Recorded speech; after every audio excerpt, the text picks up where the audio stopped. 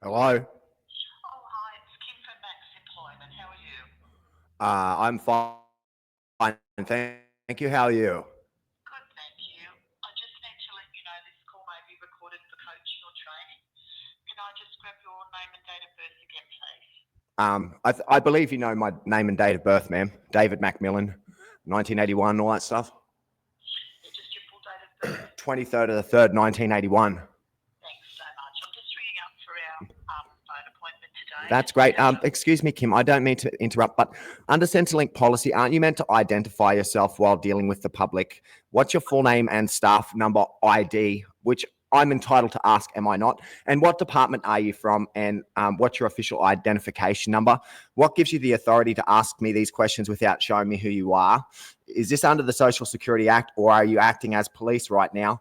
If you're here in an official capacity, shouldn't you be giving me like a reference number or a case ID? That's just, I'm sorry, I didn't mean to interrupt. That was just my questions. Okay, so to start with, no, we don't need to give out our surname. My official title is Customer Service Team. So we work for the calls that all come inbound through all of Australia for Max Employment. Yes, ma'am. Okay. No worries. Okay. So what gives you the authority to ask these questions without showing who you are? Because like generally, like just let me explain something to you. Like in Australia, if people call you under any circumstance, they will identify to you like who they are and not be like cryptic and stuff. So that's just why I was asking. I didn't mean to upset you. That's all. It's fine, you haven't upset me, David. I'm just answering That's fine, ma'am. I can. Who's your manager and how do I contact them to verify this information? Okay, so my manager is Joseph. He's on leave. He's back on Monday. Okay. I'm happy for him to give you a call on Monday when he's back for 2 days. Oh, that's awesome. That's so kind. Thank you. So, which office do you report to? Is it like QPS, Centrelink, Employment Max, something else? You know, like I just don't understand exactly who you are a reporting officer for. I work for Max Employment. They are my employer. Okay, yes, because I'll just clarify this. So before, when I worked as a contractor for the US, they told me that if I was to call up and I was working in an official capacity for an agency and I was to call up and not identify myself and then speak about things, and if it was found that what I was saying was disingenuous, and that would be, I would be using my job as fraud. So I'm just clarifying that with you so you understand that that's how it works in the US government stuff where I come from. So if somebody's calling me up and not identifying myself, like I have to ask particular questions because from a reporting perspective in the US, like that's just kind of the protocol. For example, if my boss from America wants to speak to me, like last year, Christopher Grauberg from the United States Embassy, he in Cairo emailed me and told me that the US was trying to contact me and stuff, and there was an official thing. So that's just why I was asking. So if I know as this recording is being as this conversation is being recorded, you have a copy. Is it possible for me to get a copy of the transcript? I can speak to my manager for you to get a copy of the transcript. No problems at all. Okay, so yeah, it's just a matter of kind of like, oi, mate, if you send a link, where's your badge? Where's the card with your name on it? What office are you from then? Don't just say government, give me the branch. Who's your boss? How do I ring them? Check if you're fair dinkum. If you're a Centrelink or if you're a cop, how do you wear them today? Why won't you give me your ID? Bit sus, don't you reckon? That was all, Kim. So yeah, we can continue on right now. I reckon I've got a few questions about the security license situation. I wanted to speak to you about. Yeah. So we haven't received the invoice, David. Okay, so I've recorded the last three conversations with you, and what you are doing is you are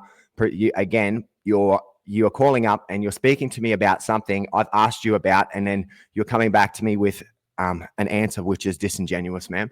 I've spoken to you about it. You said you were going to get back to me. You said on the last recording that I've got, you said, I'm speaking to my manager.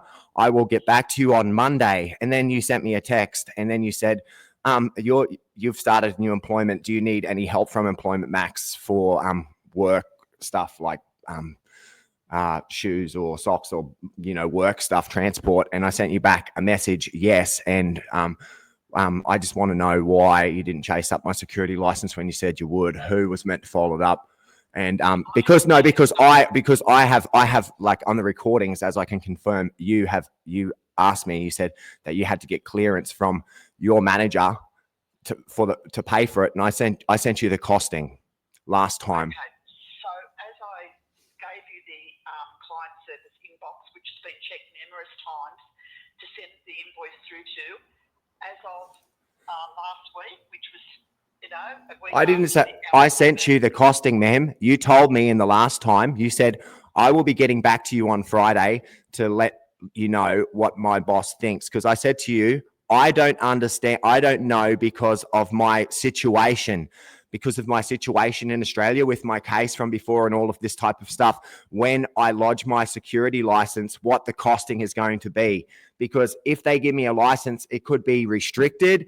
And if it's restricted, you have to pay like more money and all that type of stuff. So I'm unsure about that. I can't give you an invoice and tell you what they're going to charge me on my case, because it's like a per case situation.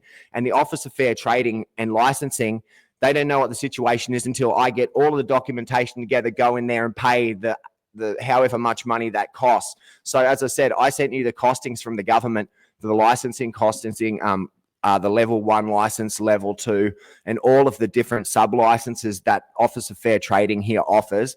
But I'm unsure because of my situation. Before I became licensed as a security guard in Queensland in 1999. And then I moved out of the country in 2005, November 2005. So I went overseas and I was doing security work. I was a security operations manager in Ho Chi Minh City in the office, doing a similar job to you, but with all the Vietnamese staff and stuff. And so when I got back here, I've had problems and all that type of stuff. And there's particular complaints and all these different legal complaints and stuff that I have in here, like with Legal Services Commission and stuff like that, for example, because I was away from here for 15 years. So that's kind of the thing. Like I was away for 15, I've been back for 5. And every time I try to get some type of clear answer from office people, they don't tend to understand, like there's a 15-year gap in my residency here. And because of that, that's created like a whole bunch of situations. And so I don't know when it comes down to fair trading. So for example, when I had to put in my responsible RMLV, responsible management of a licensed venue, for my approved liquor licensing manager's license, I put that in, and then I had to like write a what do you call it? Like I had to write a submission and then put the submission in, and then wait like about 6 months longer or a year longer than everybody else to get it. And then I had to, I didn't know if I was going to get it or not. So it's just kind of, that's my situation. Okay. So as I said before, when we spoke a couple of weeks ago, my manager said that we need an invoice so we can look at it to see if we can approve it. So, it's Office of Fair Trading. Office of Fair Trading. So does Office of Fair Trading commonly hand out invoices to people with things like this? Do you know the answer to that question? No, I don't. Well, they don't, ma'am. It's a government agency like you. Okay. So as I said, it's going to be dependent on different things because of my situation here since I've gotten back here. So when I put the license in, I don't know whether they're going to give me the license, whether they're going to give me the restricted license. And when they give me the license, whether that'll be a Class A license or a Class B license. And when it comes to Class A or Class B license, the money that there's, as you can see from the scale I sent to your inquiry, your employment max thing after our last message, the last time we spoke like 2 weeks ago, there's a sliding scale with the Office of Fair Trading on all of these things, and it's a per case basis. So I have to go and pay like about, I think it's about $700 or $800, right? And then put everything in, and then that's when I get an invoice when I paid the money. So I don't have the money to pay that money.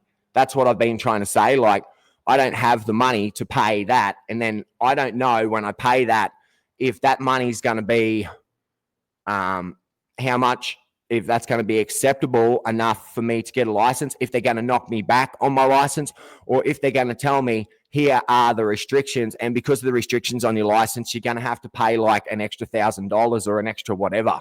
Because that, as you can see on that scale I sent you, it's a sliding scale.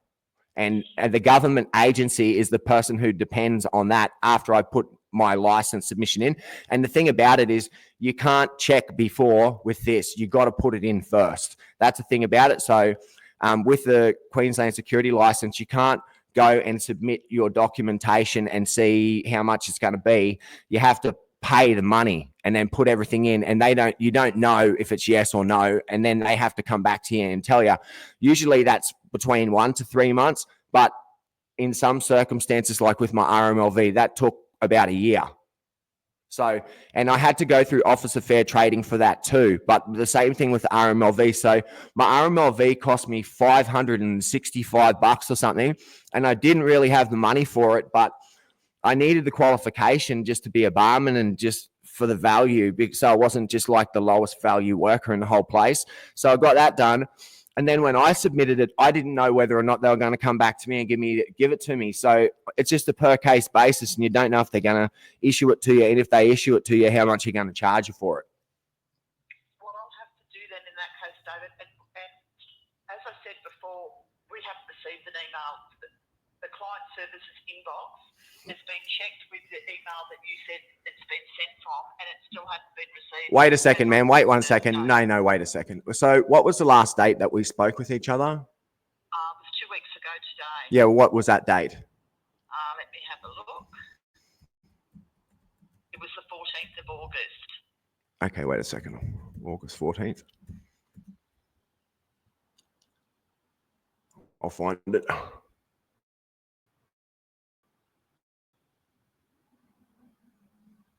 So as I said, I'm telling you straight up, what you're saying is not correct, because I've sent it to you here. Where is it?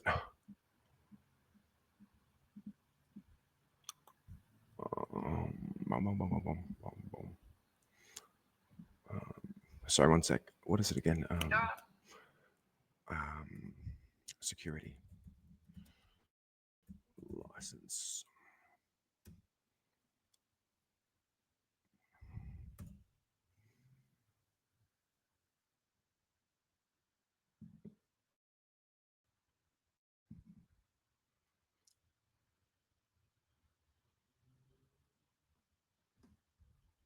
Costings. Yeah. So here it is, Kim. Attention, Kim. I sent it to the address that I sent it to for you. Okay. This is the receipt, August 14th, 2025 at 2:06 p.m. So we're actually on the phone when it happened. David Victor McMillan at Gmail to Caloundra at employmentmax.com.au. I'm sorry, that's where I sent it to. I've sent it to, that's the email that I sent it to. So on here, it has www.queensland.gov laws, regulated industries and accountability, Queensland laws and regulations. So I'm going to, that's a receipt. So what's the one that you prefer to the Employment Max? I gave you last. Yeah. So, but what is it again? What is it? Can you just read it to me? It's client services. Yeah, wait. Okay. So yeah. Okay. So now I'm going to send this to you now, Kim, so you can check it, so you can see that what I'm talking about. Pardon me. So I'm sorry, I sent it to the wrong email. I'm very sorry about that. I've just sent it through. So as you can see, you've got the timestamp from the 2:06. So what it has there is it says security providers license, and then it has like single function class 2, and it says $221.10 for 1 year or $428 for 3 years. And it says multiple function class 2, $263.80 for 1 year or $549.20 for 3 years. Single function restricted class 1, $206.80 for 6 months. Single function unrestricted class 1, $363.90 for 1 year or $720 for 3 years. So this is the one that I think is the one that you have to apply for. Like, it's just like the basic expense that has to be paid, which is the $720 for a 3 year single function unrestricted.